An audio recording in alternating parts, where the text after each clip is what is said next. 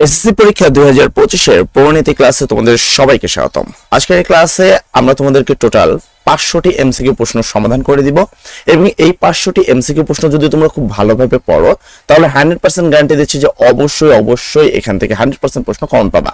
এবং আমাদের প্রত্যেকটা কমেন্ট সেকশনে দেখবা সবাই কিন্তু লেখে ভাইয়া 100% কমন পেয়েছে, অর্থাৎ তারা কিন্তু কমন পায়। আর বিশেষ কারণ হলো তারা ক্লাসটা প্রথম থেকে শেষ পর্যন্ত কিন্তু অবশ্যই দেখে। তাই প্রত্যেকটা স্টুডেন্টকে বলবো প্রশ্নগুলো ভালোভাবে উত্তরগুলো ভালো করে খেয়াল করার জন্য। তো সর্বপ্রথম প্রশ্নতে যদি আসি, যেখানে বলা হয়েছে কোন সরকারের গঠন প্রণালী জটিল, কোন সরকারের গঠন প্রণালী জটিল, সেক্ষেত্রে আমাদের 1 নম্বর প্রশ্নের উত্তর হবে এল নাম্বারটি, সেটা হলো যুক্তরাষ্ট্রীয় সরকারের গঠন প্রণালী জটিল। 2 নম্বর প্রশ্ন বলা হয়েছে সংবিধান অনুযায়ী বাংলাদেশের নির্বাহী প্রধান কে, সংবিধান অনুযায়ী বাংলাদেশের প্রধান নির্বাহী কে, সেক্ষেত্রে উত্তর হবে হলো ক নাম্বারটি, অর্থাৎ হলো প্রধানমন্ত্রী। সংবিধান অনুযায়ী বাংলাদেশের নির্বাহী প্রধান হলো তোমার কি প্রধানমন্ত্রী। 3 নম্বর প্রশ্ন হলো বাংলাদেশের আইন অনুযায়ী কোন ব্যক্তি একই সাথে সরকারের দুটি বিভাগের সদস্য হতে পারে, সেক্ষেত্রে 3 নম্বর প্রশ্নের উত্তর হবে এ নাম্বারটি, অর্থাৎ জাতীয় সংসদ সদস্য। 4 নম্বর প্রশ্নে বলা হয়েছে মিস্টার এক্স ভারতের কূটনৈতিক হিসাবে বাংলাদেশে এসেছেন, আনুষ্ঠানিকভাবে তিনি কার নিকট পরিচয়পত্র পেশ করবেন, সেক্ষেত্রে 4 নম্বর প্রশ্নের উত্তর হবে হলো এম নাম্বারটি, সেটা হলো রাষ্ট্রপতি। যদি কেউ ভারতের কূটনৈতিক বা সেখান থেকে যদি আসে তাহলে তাকে কি রাষ্ট্রপতির কাছে তার কি করতে হবে, পরিচয়পত্র পেশ করতে হবে। তারপর 5 নম্বর প্রশ্ন জাতীয় সংসদে নারীর জন্য কতটি আসন সংরক্ষিত, জাতীয় সংসদে নারীর জন্য কতটি আসন সংরক্ষিত, সেক্ষেত্রে 5 নম্বর প্রশ্নের উত্তর হবে হলো এল নাম্বারটি, অর্থাৎ হলো 50টি, নারীদের জন্য 50টি কি সংরক্ষিত। 6 নম্বর প্রশ্ন ভিক্ষুকেরা ভিক্ষা দেওয়া কোন ধরনের অধিকার, ভিক্ষুককে ভিক্ষা দেওয়া কোন ধরনের অধিকার, সেক্ষেত্রে উত্তর হবে নৈতিক, ভিক্ষুককে ভিক্ষা দেওয়া নৈতিক অধিকার। 7 নম্বর প্রশ্ন বাংলাদেশের নাগরিক দীর্ঘদিন যাবত যুক্তরাষ্ট্রে বসবাস করছেন, সেখানে তাদের একটি কন্যা সন্তান জন্মগ্রহণ করেছে, জাবেদের কন্যা সন্তানের ক্ষেত্রে প্রযোজ্য হবে দ্বৈত নাগরিকতার সৃষ্টি হবে, আজীবন উভয় দেশের নাগরিকতা থাকবে, পূর্ণবয়স্ক হলে যে কোনো একটি রাষ্ট্রের নাগরিক হতে হবে, সেক্ষেত্রে 7 নম্বর প্রশ্নের উত্তর হবে এল নাম্বারটি, অর্থাৎ 1-3, উত্তর হবে 1-3, অর্থাৎ দ্বৈত নাগরিকতার সৃষ্টি হবে, পূর্ণবয়স্ক হলে তাকে যে কোনো একটি দেশের কি করতে হবে, যে কোনো একটি রাষ্ট্রের নাগরিকত্ব হতে হবে। 8 নম্বর প্রশ্ন জাতিসংঘের কোন পরিষদটি বল প্রয়োগের ক্ষমতা রাখে, জাতিসংঘের কোন পরিষদটি বল প্রয়োগের ক্ষমতা রাখে, সেক্ষেত্রে উত্তর হবে নিরাপত্তা পরিষদ কি করতে পারে, বল প্রয়োগের ক্ষমতা রাখে। 9 নম্বর প্রশ্ন রাষ্ট্রের সর্বোচ্চ আইনি দলিল কোনটি, রাষ্ট্রের সর্বোচ্চ আইনি দলিল কোনটি, সেক্ষেত্রে উত্তর হবে সংবিধান, রাষ্ট্রের সর্বোচ্চ আইনি দলিল হলো সংবিধান। 10 নম্বর প্রশ্ন আন্তর্জাতিক আন্দোলনের সদর দপ্তর কোথায় অবস্থিত, আন্তর্জাতিক আদালতের সদর দপ্তর কোথায় অবস্থিত, সেক্ষেত্রে উত্তর হবে হেগে, ঠিক আছে, আন্তর্জাতিক আদালতের সদর দপ্তর হেগে অবস্থিত, ঠিক আছে। 10 নম্বর প্রশ্ন জনাব এহসান কেন্দ্রীয় প্রশাসনের একজন গুরুত্বপূর্ণ প্রশাসনিক প্রধান, তাকে তার প্রশাসনিক কাঠামোর মধ্যমণি বলা হয়, জনাব এহসানের প্রশাসনিক পদবি কোনটি, সেক্ষেত্রে তোমাদের 11 নম্বর প্রশ্নের উত্তর হবে হলো তোমার কি সচিব, তার পদবি হলো সচিব তিনি। 12 নম্বর প্রশ্ন কোন দেশে নিরঙ্কুশ রাজতন্ত্র পরিলক্ষিত হয়, কোন দেশে নিরঙ্কুশ রাজতন্ত্র পরিলক্ষিত হয়, সেক্ষেত্রে উত্তর হবে হলো সৌদি আরব, কোথায়, সৌদি আরবে। এরপর চলে যাবো আমরা পরবর্তী প্রশ্নে, প্রশ্ন নম্বর 13। এখানে একটি প্রশ্ন তোমরা দেখতে পাচ্ছ, তো এখানে তুরস্ক, মালয়েশিয়া, তারপর বাংলাদেশ, মরক্কো, ইরাক, পাকিস্তান, মাঝখানে আছে ক। প্রশ্ন হলো ক চিহ্নিত স্থানে আন্তর্জাতিক কোন সংস্থাটি বসবে, ক চিহ্ন স্থানে আন্তর্জাতিক কোন সংস্থাটি বসবে, সেক্ষেত্রে 13 নম্বর প্রশ্নের উত্তর হবে হলো ক নম্বরটি, অর্থাৎ ওআইসি। 14 নম্বর প্রশ্ন জাতিসংঘ বাংলাদেশের কোন সমস্যাটির সমাধানে ব্যর্থ হয়, জাতিসংঘ বাংলাদেশের কোন সমস্যাটির সমাধানে ব্যর্থ হয়েছেন, সেক্ষেত্রে 11 নম্বর প্রশ্নের উত্তর হবে এর নাম্বারটি, অর্থাৎ শরণার্থী। 15 নম্বর প্রশ্ন, কোন তথ্যটি প্রকাশ করতে রাষ্ট্রীয় কর্তৃপক্ষ বাধ্য নয়? কোন তথ্যটি প্রকাশ করতে রাষ্ট্রীয় কর্তৃপক্ষ বাধ্য নয়? সেক্ষেত্রে উত্তর হবে দেশের নিরাপত্তা হুমকি জনিত। দেশের নিরাপত্তা হুমকি জনিত। 16 নম্বর প্রশ্ন, নাগরিকতা অর্জনের ক্ষেত্রে জন্মনীতি ও জন্মস্থান নীতি অনুসরণ করা হয় কোন দেশে? নাগরিকতা অর্জনের ক্ষেত্রে জন্মনীতি ও জন্মস্থান নীতি অনুসরণ করা হয় কোন দেশে? সেক্ষেত্রে উত্তর হবে হলো যুক্তরাষ্ট্রে। কোথায়? যুক্তরাষ্ট্রে। 17 নম্বর প্রশ্ন, রাষ্ট্র গঠনের উপাদান কয়টি? রাষ্ট্র গঠনের উপাদান কয়টি? সেক্ষেত্রে উত্তর হবে রাষ্ট্র গঠনের উপাদান হলো 4টি। জাতিসংঘের সদর দপ্তর কোথায় অবস্থিত? জাতিসংঘের সদর দপ্তর কোথায় অবস্থিত? সেক্ষেত্রে 18 নম্বর প্রশ্নের উত্তর হবে হলো এম নাম্বারটি, নিউ ইয়র্কে। জাতিসংঘের সদর দপ্তর নিউ ইয়র্কে অবস্থিত। রাষ্ট্রকে বলা হয় বিমূর্ত আর সরকারকে বলা হয় মূর্ত। এটা রাষ্ট্র ও সরকারের মধ্যে কোন ধরনের পার্থক্য? এটা রাষ্ট্র ও সরকারের মধ্যে কোন ধরনের পার্থক্য? উত্তর হবে ধারণাগত পার্থক্য। 20 নম্বর প্রশ্ন, গণতন্ত্রকে দায়িত্বশীল শাসন ব্যবস্থা বলা হয় কারণ এখানে শাসকগণ, আবার বলছি গণতন্ত্রকে দায়িত্বশীল শাসন ব্যবস্থা বলা হয় কারণ এখানে শাসনগণ জনগণের নিকট দায়ী থাকে, জনস্বাস্থ্য রক্ষায় চেষ্টা করে, বিরোধী মতামতকে গুরুত্ব দেয়। সেক্ষেত্রে 20 নম্বর প্রশ্নের উত্তর হবে 3টাই সঠিক। 21 নম্বর প্রশ্ন, শিক্ষক ক্লাসে রাষ্ট্রের একটি উপাদান সম্পর্কে আলোচনা করতে গিয়ে বলেন এর ক্ষমতা বলে রাষ্ট্র তার ভেতরের সকল ব্যক্তি ও প্রতিষ্ঠানকে নিয়ন্ত্রণ করে এবং বৈদেশিক শক্তির প্রভাব মুক্ত থাকে। শিক্ষক রাষ্ট্রের কোন উপাদানকে ইঙ্গিত করেন? শিক্ষক রাষ্ট্রের কোন উপাদানকে ইঙ্গিত করেন? সেক্ষেত্রে উত্তর হবে সার্বভৌমত্ব। উত্তর হবে সার্বভৌমত্ব। 22 নম্বর প্রশ্ন, সরকারের কোন বিভাগ আইনের শাসন প্রতিষ্ঠা ও সংবিধানের অভিভাবকের দায়িত্ব পালন করে? সরকারের কোন বিভাগ আইনের শাসন প্রতিষ্ঠা ও সংবিধানের অভিভাবকের দায়িত্ব পালন করে? সেক্ষেত্রে উত্তর হবে এর নাম্বারটি, অর্থাৎ বিচার বিভাগ। এখানে তোমাদের যে প্রশ্নগুলো দেখাচ্ছি অবশ্যই এখান থেকে 100% প্রশ্ন কমন পাবা। তার জন্য তোমাকে এই প্রশ্নগুলো ভালো করে মনোযোগ দিয়ে পড়তে হবে। আর কোনো ছাত্র যদি এইমাত্র এসে প্রবেশ করো তাদেরকে বলবো, যারা নতুন রয়েছে, চ্যানেল নতুন এসেছো, তাদেরকে সর্বপ্রথম যে কাজটা করতে হবে সেটা হলো আমাদের সাথে থাকার জন্য এবং আমাদের প্রতিদিন আমাদের লাইভ দেখার জন্য সন্ধ্যার সময়, ঠিক সন্ধ্যার সময় আমাদের চ্যানেলে উপস্থিত হতে হবে। এবার এটা তোমাদের জন্য একটু জটিল হতে পারে, তার জন্য তুমি করতে পারো আমাদের চ্যানেলটি সাবস্ক্রাইব করে বেল আইকন বাটনটি অন করতে পারো, যে আমরা লাইভে আসার সাথে সাথে যেন তোমার কাছে একটা নোটিফিকেশন বেল চলে যায়। ঠিক আছে, তো চলো আমরা সামনের দিকে আগাই। পরবর্তী উদ্দীপকটি পরে 23 এবং 24 নং প্রশ্ন উত্তর দাও। স্বাধীনতা পূর্ববর্তী গণ অভ্যন্তর আলোচনা করতে গিয়ে একজন বক্তা তার বক্তব্যের ফাঁকে ইংরেজি শব্দ ব্যবহার করতে থাকলে আলোচনা সভার প্রধান সংকলক তাকে বাংলা শব্দ ব্যবহার করতে অনুরোধ জানালেন। প্রথম, প্রধান সঞ্চালকের অনুরোধে আমাদের ইতিহাসের কোন আন্দোলনের প্রভাব লক্ষণীয়? প্রধান সঞ্চালকের অনুরোধে আমাদের ইতিহাসের কোন আন্দোলনের প্রভাব লক্ষণীয়? সেক্ষেত্রে 23 নম্বর প্রশ্নের উত্তর হবে হলো ভাষা। উদ্দীপকে উল্লেখিত অভ্যন্তরের ফলে মানে হলো তোমাদের ভাষা আন্দোলনের কথা বলা হয়েছে। এখানে জাতীয় নির্বাচনের পথ সুগমন হয়, আওয়ামী লীগ তুমুল জনপ্রিয়তা অর্জন করে, স্বাধীনতা অর্জনের লক্ষ্যে ত্বরান্বিত হয়। সেক্ষেত্রে 24 নম্বর প্রশ্নের উত্তর হবে এল নাম্বারটি, অর্থাৎ 1 ও 3। ঠিক আছে, জাতীয় নির্বাচনের পথ সুগমন হয় এবং স্বাধীনতা অর্জনের লক্ষ্য ত্বরান্বিত হয়। 25 নম্বর প্রশ্ন, বাংলাদেশের সংবিধানে কতটি অনুচ্ছেদ রয়েছে? বাংলাদেশের সংবিধানে কতটি অনুচ্ছেদ রয়েছে? সেক্ষেত্রে 25 নম্বর প্রশ্নের উত্তর হবে হলো এল নাম্বারটি, অর্থাৎ হলো 153টি। 26 নম্বর প্রশ্ন, মুক্তিযুদ্ধের সময় বাংলাদেশের প্রায় 1 কোটি মানুষ কোন দেশে আশ্রয় নিয়েছে? মুক্তিযুদ্ধের সময় বাংলাদেশের প্রায় 1 কোটি মানুষ কোন দেশে আশ্রয় নিয়েছে? সেক্ষেত্রে উত্তর হবে ভারতে। কোথায়? ভারতে। 27 নম্বর প্রশ্ন, মাইকেলের দেশে ব্যক্তিগত সম্পত্তি বলে কিছু নেই, সেখানে সংবাদপত্র, রেডিও, টেলিভিশন উৎপাদন ও বন্টন রাষ্ট্রীয় নিয়ন্ত্রণে থাকে। মাইকেলের দেশে কোন ধরনের রাষ্ট্র ব্যবস্থা বিদ্যমান? মাইকেলের দেশে কোন ধরনের রাষ্ট্র ব্যবস্থা বিদ্যমান? সেক্ষেত্রে 27 নম্বর প্রশ্নের উত্তর হবে হলো এম নাম্বারটি, অর্থাৎ সমাজতান্ত্রিক। অর্থাৎ কি? সমাজতান্ত্রিক। এরপর চলে যাব 28 নম্বর প্রশ্নে।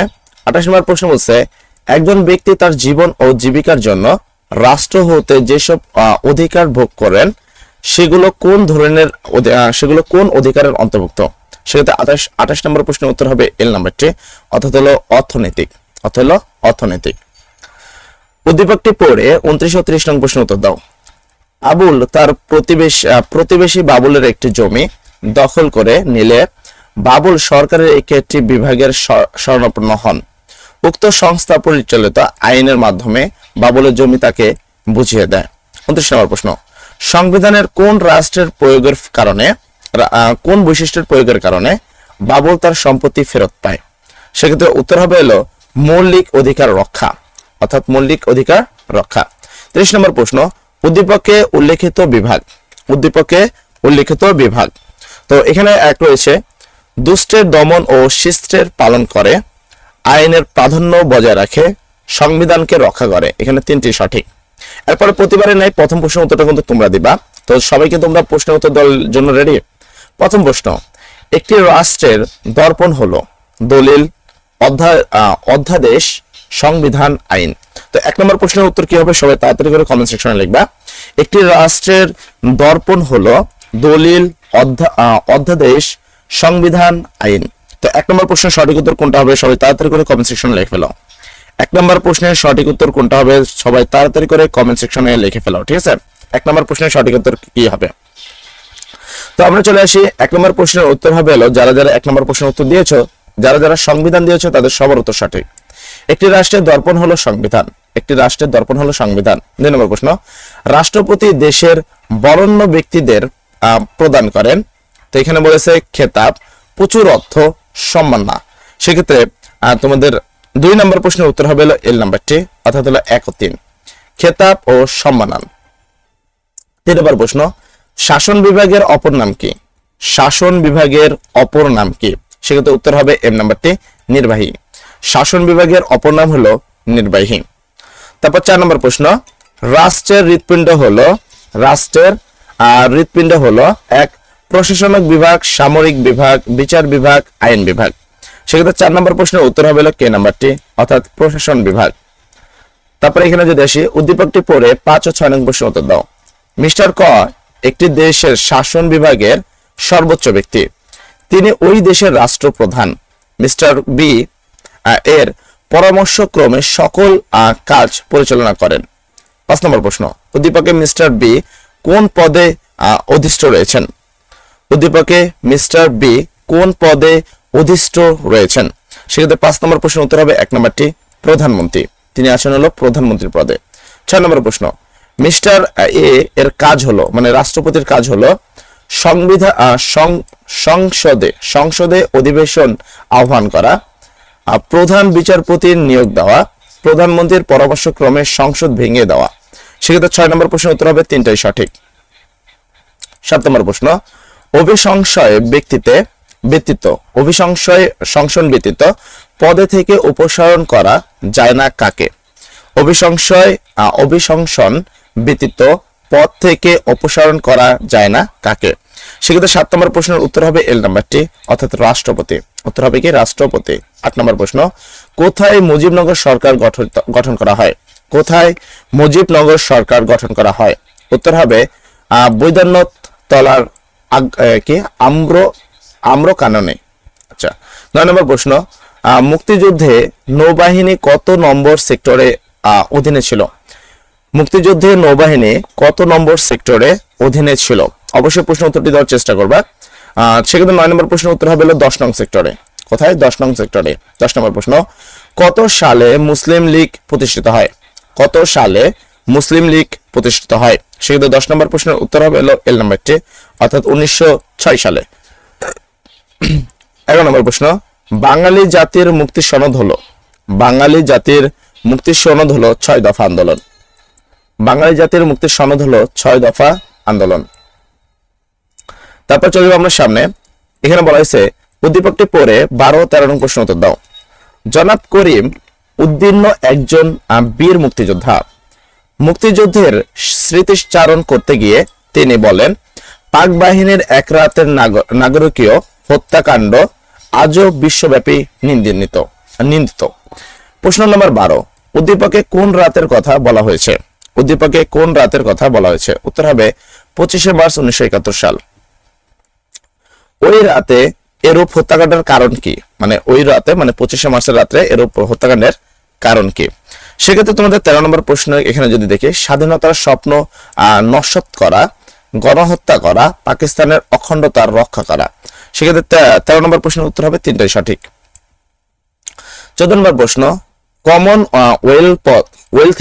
কমনওয়েলথের সদর দপ্তর কোথায় অবস্থিত? কমনওয়েলথের সদর দপ্তর কোথায় অবস্থিত? সেক্ষেত্রে 14 নম্বর প্রশ্নের উত্তর হবে এল নাম্বার, অর্থাৎ লন্ডনে। 15 নম্বর প্রশ্ন, 5টি স্থায়ী সদস্য ও 10টি অস্থায়ী সদস্য নিয়ে কোন পরিষদ গঠিত? 5টি স্থায়ী সদস্য এবং 10টি অস্থায়ী সদস্য নিয়ে কোন পদটি গঠিত? সেক্ষেত্রে তোমাদের কত 10 নম্বর 15 নম্বর প্রশ্নের উত্তর হবে এম নাম্বারটি, অর্থাৎ জাতিসংসদের নিরাপত্তা পরিষদ। জাতিসংসদের নিরাপত্তা পরিষদ। 15 নম্বর প্রশ্ন, সার্কের সদস্য দেশের সংখ্যা কত? সার্কের সদস্য দেশের সংখ্যা কত? সেক্ষেত্রে 16 নম্বর প্রশ্নের সঠিক উত্তর হবে হলো এর নাম্বারটি, অর্থাৎ 8। সার্কের সদস্য দেশের সংখ্যা হলো 8।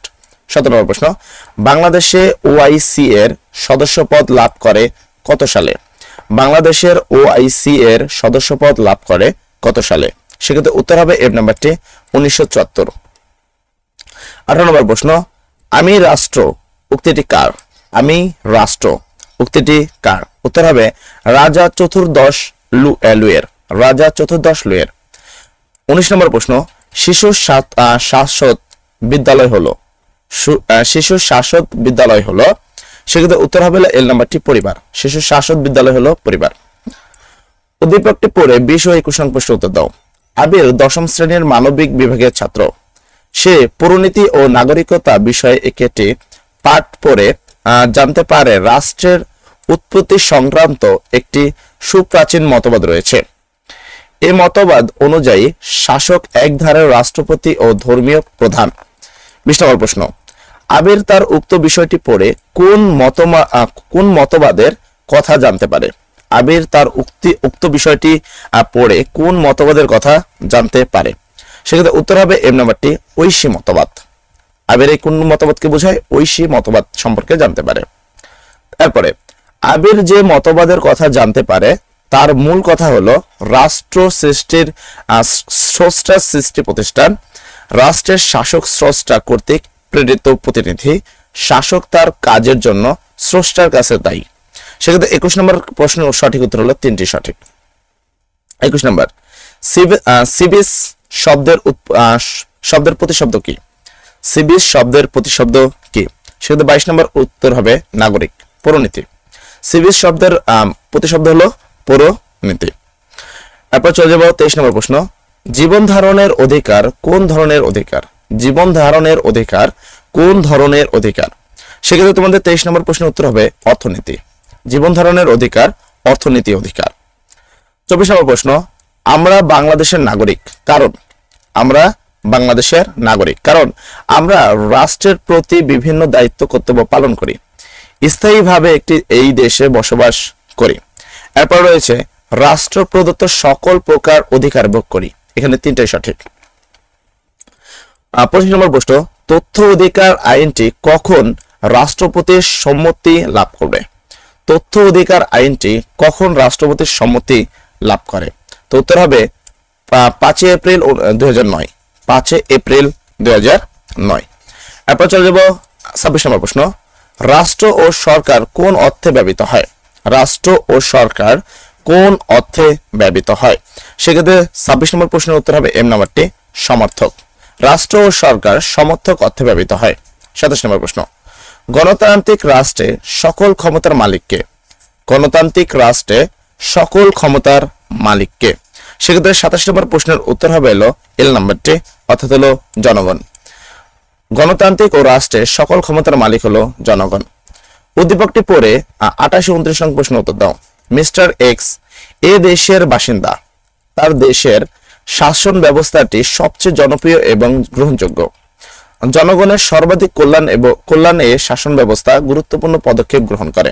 28 নম্বর প্রশ্ন, মিস্টার এক্স এর দেশে কোন ধরনের শাসন ব্যবস্থা বিদ্যমান? মিস্টার এক্স এর দেশে কোন ধরনের শাসন ব্যবস্থা বিদ্যমান? সেক্ষেত্রে 28 নম্বর প্রশ্নের উত্তর হবে এল নাম্বারটি, অর্থাৎ গণতন্ত্র। 29 নম্বর প্রশ্ন, উক্ত শাসন ব্যবস্থাটি জনপ্রিয় কারণ ইহা ব্যক্তি স্বাধীনতার রক্ষক,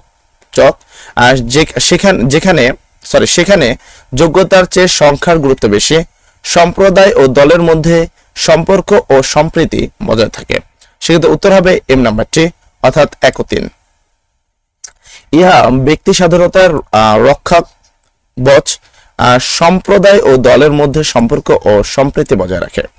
30 নম্বর প্রশ্ন, কত সালে ম্যাগনা কার্টা সনদ প্রণয়ন করা হয়? কত সালে ম্যাগনা কার্টা সনদ প্রণয়ন করা হয়? সেক্ষেত্রে উত্তর হবে 1215 সালে। কত? 1215 সালে। তো প্রতিবারের ন্যায় প্রথম প্রশ্ন উত্তরটা কিন্তু তোমাদেরকে দিতে হবে, তো সবাই প্রথম প্রশ্ন উত্তরটা দিবা। 1 নম্বর প্রশ্ন, পরিবারের গঠন কাঠামোর ভিত্তিতে পরিবারকে কয় ভাগে ভাগ করা যায়? পরিবারের গঠন কাঠামোর ভিত্তিতে পরিবারকে কয় ভাগে ভাগ করা যায়? সবাই তাড়াতাড়ি করে কমেন্ট সেকশনে লিখবা, পরিবারের গঠন কাঠামোর ভিত্তিতে পরিবারকে কয় ভাগে ভাগ করা যায়। ঠিক আছে, সবাই নিজে নিজে উত্তর দেওয়ার চেষ্টা করবো। আমি অনেকে দেখতে পাচ্ছি যে অনেকে কিন্তু নিজে নিজে উত্তর দেওয়ার চেষ্টা করছে। তো চলো আমরা এবার তোমাদের মেইন প্রশ্ন উত্তরটা বলে দিই। পরিবারের গঠন কাঠামোর ভিত্তিতে পরিবারকে কয় ভাগে ভাগ করা যায়? সেক্ষেত্রে উত্তর হবে 2 ভাগে ভাগ করা যায়। নাগরিকের কর্তব্যকে কয় ভাগে ভাগ করা যায়? নাগরিকের কর্তব্যকে কয় ভাগে ভাগ করা যায়? সেক্ষেত্রে 2 নম্বর প্রশ্নের উত্তর হবে এন নাম্বারটি, 2 ভাগে ভাগ করা যায়। 3, নগর রাষ্ট্রে কারা নাগরিক ছিল না? নগর রাষ্ট্রে কারা নাগরিক ছিল না? সেক্ষেত্রে 3 নম্বর প্রশ্নের উত্তর হবে এল নাম্বারটি, নারী, বিদেশি ও গৃহভোক্তারা। ঠিক আছে, নারী, বিদেশি ও গৃহভোক্তারা। 4 নম্বর প্রশ্ন, রাষ্ট্র গঠনের প্রধান উপাদান কয়টি? রাষ্ট্র গঠনের প্রধান উপাদান কয়টি? সেক্ষেত্রে উত্তর হবে 4টি। রাষ্ট্র গঠনের উপাদান হলো 4টি। 5 নম্বর প্রশ্ন, সকলের জন্য কাজের ক্ষেত্রে তৈরি করে, বিনামূল্যে শিক্ষা ও চিকিৎসার ব্যবস্থা করার নিচের কোন রাষ্ট্রের বৈশিষ্ট্যের সাথে মিল রয়েছে? তো সেক্ষেত্রে 5 নম্বর প্রশ্নের উত্তর হবে এম নাম্বারটি, অর্থাৎ কানাডা। 4 নম্বর প্রশ্ন, ক্ষমতা বন্টনের নীতির ভিত্তিতে রাষ্ট্রকে কয় ভাগে ভাগ করা যায়? ক্ষমতা বন্টনের নীতির ভিত্তিতে রাষ্ট্রকে কয় ভাগে ভাগ করা যায়? সেক্ষেত্রে 6 নম্বর প্রশ্নের উত্তর হবে তোমার এন নাম্বারটি, অর্থাৎ 2 ভাগে। 7 নম্বর প্রশ্ন, সংসদ সদস্যের ভোটে নির্বাচিত হন। সংসদ সদস্যের ভোটে নির্বাচিত হন। 7 নম্বর, এখানে যদি দেখি একজন স্পিকার, একজন ডেপুটি স্পিকার, একজন প্রধানমন্ত্রী। সেক্ষেত্রে 7 নম্বর প্রশ্নের উত্তর হবে এন নাম্বারটি, অর্থাৎ 3টাই সঠিক। সংসদ সদস্যের ভোটে নির্বাচিত হন একজন স্পিকার, একজন ডেপুটি স্পিকার এবং একজন প্রধানমন্ত্রী। উদ্দীপকটি পড়ে 18 নং প্রশ্ন উত্তর দাও।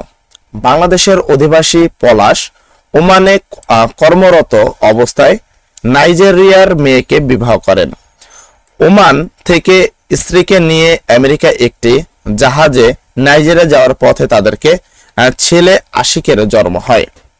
আচ্ছা, এই ধরনের একটা প্রশ্ন মধ্যে পাবা যে একটা ছেলে জন্ম হয়েছে 2টা দেশের মাঝখানে। ঠিক আছে, 2টা দেশের কি আছে মাঝখানে একটা ছেলের কি হয়েছে জন্ম হয়েছে। তো এখানে যদিও পলাশ আর ওমানের কথা বলা হয়েছে, তো অন্য কারো নামও কিন্তু থাকতে পারে। 8 নম্বর প্রশ্ন, পলাশের স্ত্রী নাগরিকত্ব লাভ করবে, মানে পলাশের স্ত্রী কোন দেশের নাগরিকত্ব লাভ করবে? সেক্ষেত্রে উত্তর হবে বাংলাদেশ ও নাইজেরিয়া 2টারই। যদি এরকম কোনো ঘটনা ঘটে সেক্ষেত্রে সে বাংলাদেশ এবং নাইজেরিয়া 2টা দেশের কি করবে? নাগরিকত্ব লাভ করবে। 9 নম্বর প্রশ্ন, পলাশের ছেলে আশিক নাগরিকত্ব লাভ করবে। পলাশের ছেলে আশিক যে সে কোন দেশের নাগরিকত্ব লাভ করবে? Bangladesh, Nigeria, America.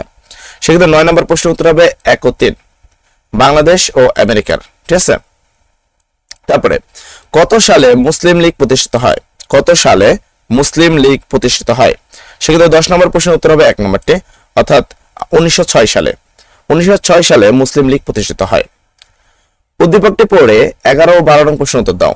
1971 সালে 2 মার্চ থেকে 25 মার্চ পর্যন্ত সাংবাদিক নেতা মিস্টার ক এর আহ্বানে সারা বাংলায় সর্বাত্মক অসহযোগ আন্দোলনে পালিত হয়। 1971 সালের 15 মার্চ খ ঢাকায় আসেন। মিস্টার ক কে আলোচনায় বসার অনুরোধ করেন। ঠিক আছে, তো এখানে আমরা যদি প্রশ্নটি দেখি, 1 নাম্বার, এই আহ্বানে কে সাড়া দেন? এই আহ্বানে কে সাড়া দেন? সেক্ষেত্রে উত্তর হবে বঙ্গবন্ধু শেখ মুজিবুর রহমান। সাড়া দেন কি? বঙ্গবন্ধু শেখ মুজিবুর রহমান। 2 নম্বর প্রশ্ন, খ ঢাকার আসার উদ্দেশ্য কি ছিল? খ ঢাকায় আসার উদ্দেশ্য কি ছিল? সেক্ষেত্রে উত্তর হবে আলোচনার মাধ্যমে, আলোচনার নামে সময় ক্ষেপণ করা, পাকিস্তান থেকে সৈন্য ও রসদ আমদানি করা, তারপরে এখানে রয়েছে স্বাধীনতা সংগ্রামকে চিরতরে স্থগিত করে দেওয়া। সেক্ষেত্রে 12 নম্বর প্রশ্নের উত্তর হবে 3টাই সঠিক। 13 নম্বর প্রশ্ন, এখানে বলা হয়েছে সার্কের প্রাতিষ্ঠানিক কাঠামোতে কত স্তর রয়েছে? সার্কের প্রাতিষ্ঠানিক কাঠামোতে কয়টি স্তর রয়েছে? সেক্ষেত্রে 13 নম্বর প্রশ্নের উত্তর হবে 5টি। কয়টি স্তর রয়েছে? 5টি।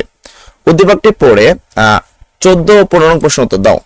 সোনালী তার দাদার কাছে জানতে পারলো যে সংবিধানের একটি সংশোধনীয় মাধ্যমে বাংলাদেশের রাষ্ট্রপতি শাসিত সরকার ব্যবস্থা পরিবর্তে সংসদীয় সরকার ব্যবস্থা পুনঃপ্রতিষ্ঠিত হয়েছে। এই সরকার ব্যবস্থা উদ্যোগটি বাংলাদেশের উন্নয়নে গুরুত্বপূর্ণ ভূমিকা পালন করেছে।